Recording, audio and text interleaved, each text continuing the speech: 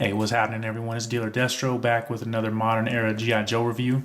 And for this video, we're going to be taking a look at the 2015 Iron Grenadiers Anti-Armor Specialist, codename Metalhead. So this was like, this and one other figure are the only figures I bought from, it's still 2016. So from last year's Tiger Force set. So I bought him and I bought General Mayhem because... yeah, and then I backtracked and ended up buying like, what, 5 Iron Anvils just cause. Anyway, yeah, this set kind of broke me up. There's his file card, and that is extensive. I'm not sure who wrote this, but it's I like it. I like the length. I like that it's 2 paragraphs. You got the funny haha quote down at the bottom. Phenomenal artwork, I must say. I like what they were going for here. So yeah. So let's talk about how that translates or transitions into the actual figure itself. So we'll do it a little different for this video. Here he is, all geared up. He comes with a rifle with a silencer on it. He comes with the Pursuit of Cobra Duke backpack. And I don't necessarily think that this, maybe from the side, I see what they wanted to do here. They wanted to capture the essence of the vintage figure. But I think this is one of those times where something looks good on paper, but when you move to production or you move to action, it doesn't always translate well. And I think this is one of those times. I mean, I totally get what they were going for here. But this doesn't quite have the same look as though there were 2 missiles on his back with a pack. Like I said, I know what they were going for here. I don't know what purpose these straps serve. But anyway, all that aside, I guess let's go ahead and just take a look at this figure. So I'm going to set his backpack to the side, set the rifle to the side, and let's just come in here and take a look and have a conversation. So that's the head. Fantastic head sculpt. I like that they, put the target in there as an homage to the vintage figure. I like that they painted his teeth, they painted the beard, the hair, the goggles, the visor. I like this head sculpt. I'm a fan of this head sculpt. So yeah, so I like what is being delivered here. As far as what's being delivered here, I don't know, I got mixed feelings. Like, I think I see what they were going for here. But, and you got some, I never noticed that. See, this is from the time where I would just buy stuff, put it on the shelf, and not even look back. Anyway, got some oversplash there, but I don't know why they wouldn't have just painted, I guess, the top of these red and moved on. Like, I don't know what purpose these serve. I mean, I don't even know what sort of nod it is to the vintage, because the vintage was, black, red, and I want to say he had red on his boots too, like that. But I don't know. This just looks forced to me, and the fact that it's just not consistent is kind of a bummer. Anyway, so I think for the most part, I think what this is this is the 30th, the POC Snake Eyes sculpt, I think, for the most part. I know this is his web gear.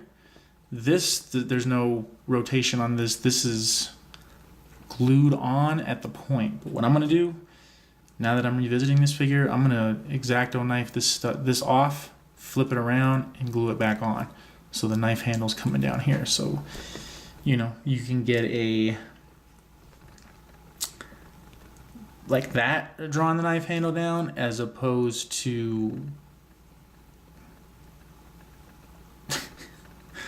as opposed to that, I guess.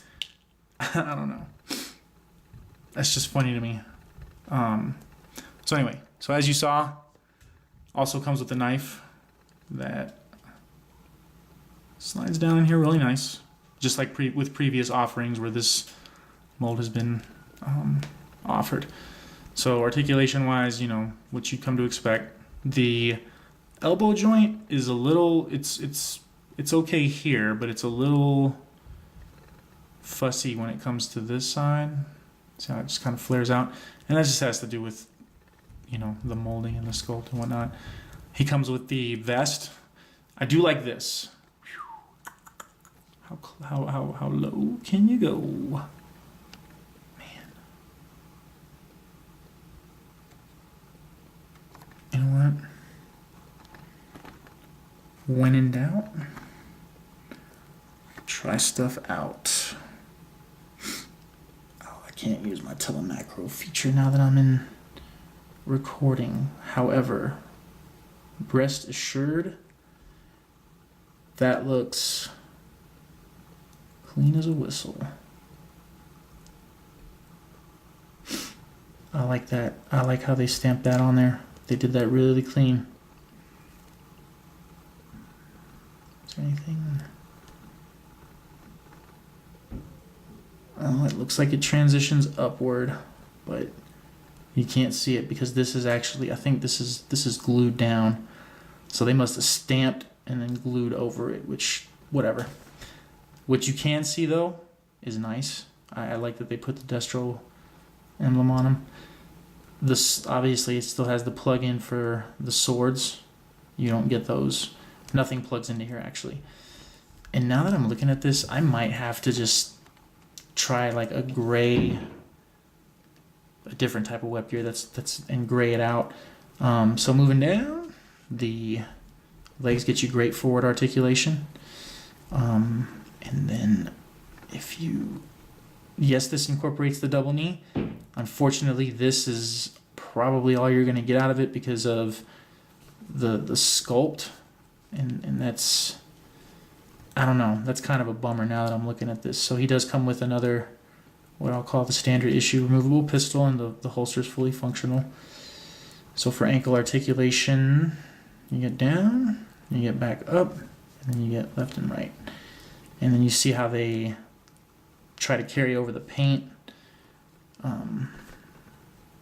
I want to say from here down it's the Jungle Viper. It might even be the Jungle Viper from here down, but I know from here down it's the Jungle Viper. So nothing new parts wise. I mean, this is a totally kit bashed figure outside of the brand new head sculpt, and I think the head sculpt alone, for me anyway, it made this figure worth pursuing because A, I'm a huge Iron Grenadiers fan. B, Metalhead holds a special spot for me. He was one of my first figures from the line. That, and I remember my mom got me that in the AGP that year. And that was a good year. That was a good year. So anyway, so I'm gonna get him fully geared back up, and then we will come back and talk whether or not I recommend him. All right, so here he is next to his vintage counterpart, and I guess the ultimate question is, what it comes down to is, should you add this figure to your collection? And I don't know. I kind of got mixed emotions on this guy. Obviously, it was enough to get me to buy into it personally, but at secondhand prices now, I think it's some soul searching, fellas. I think there's some soul searching to be had here. This is like, so you see here, this is the one I had as a kid, and I have his gun, I have his helmet. I don't know where it is right now. It's driving me nuts. But nonetheless, you can see like here versus here. here versus here, here versus here. And that's kind of why I didn't talk a lot about like the paint. I mean, I kind of had some scratch my head moments there, but I mean, this and this, like, you know, again, see what they were going for, but doesn't quite bring the point home as much as I want to say this does. I mean, like the head sculpt, like the tampoed Destro logo. But you see what I'm saying here, like I don't know that the club necessarily had to do that, or this. Seriously, there's some better parts that could have been used. I would have used the Shock Trooper lower parts before I would have used that. But anyway, that's just my personal opinion, my personal gripes. Like I said, do I recommend that you add this figure to your collection? Well, I added it to mine, and like I said, you got to see what's comfortable for your secondary market price. I want to say I picked him up for like $60 or $70, like right as they were listing. And to me, I think hindsight, I probably paid too much for this figure. But you know, if you like what you saw in the video, and if it's enough to get you off the fence one way or another, then good. Yeah, I mean that's pretty much all I have on this guy. If you're a fan of the character, you know, might be worth the going rate. But again, there's some soul searching to be had. When a figure starts to creep up in that price point, like even I'm like, So there's that. So I guess that's what I'll leave you with is, And until next time, hope you guys take care. Alright, so I did go ahead and end up modding the figure. What I did was I replaced the web gear.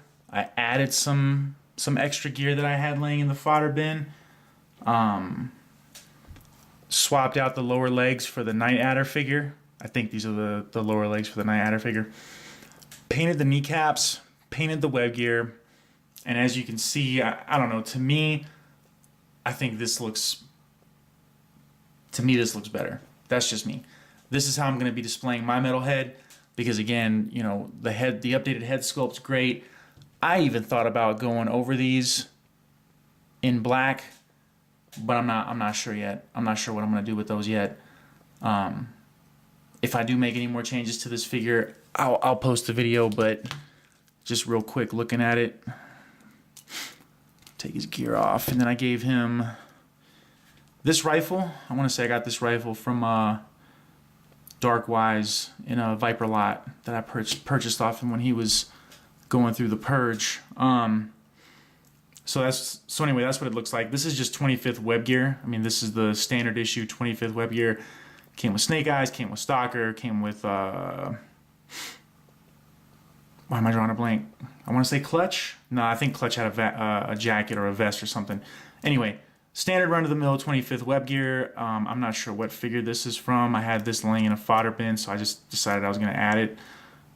Painted the kneecaps and then added paint to the boots to kind of give it a more throwback look. So that, ladies and gentlemen, is how I'm going to be displaying my metal head. In my case, just kind of with those little minor tweaks. I don't necessarily think that this figure warranted a complete redo. And again, now we have full view of the emblem on his chest, and it looks good. Looks good that way. I like it. So anyway, so that's how I'm gonna be having this dude on my shelf. So hope you guys enjoyed the video. Appreciate y'all tuning in. If you like what you're seeing, please go ahead and subscribe. There's gonna be plenty more videos on the way. So until next time, hope everyone takes care, and we'll catch you on the flip side.